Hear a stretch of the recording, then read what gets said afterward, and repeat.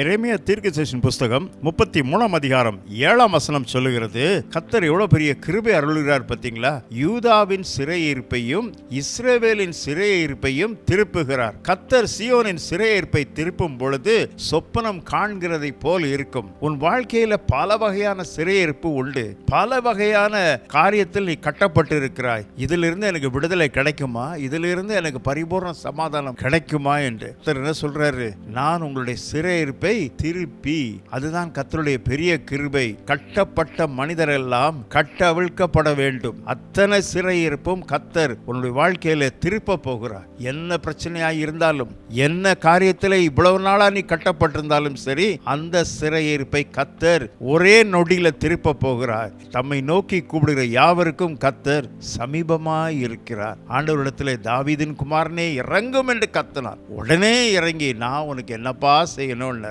அவர் இரக்கமுள்ள தேவன். தம்மை நோக்கி கூப்பிடுகிற யாவரையும் கர்த்தர் சமீபமாய் இருக்கிறார். எல்லா விதத்திலும் உனக்கு விடுதலையின் நாயகர் இறங்கி வந்திருக்கிறார். உனக்கு விடுதலை, குமாரன் உன்னை விடுதலையாக்கினால் மெய்யாகவே விடுதலையாவீர்கள். எந்த கட்டும் உனக்கு நிரந்தரமாக உன்னை பற்றி பிடிக்காது. கர்த்தர் விடுவிக்கிற நாள் இதுவே. கர்த்தருடைய ஆசீர்வதிப்பாராக. ஆமென்.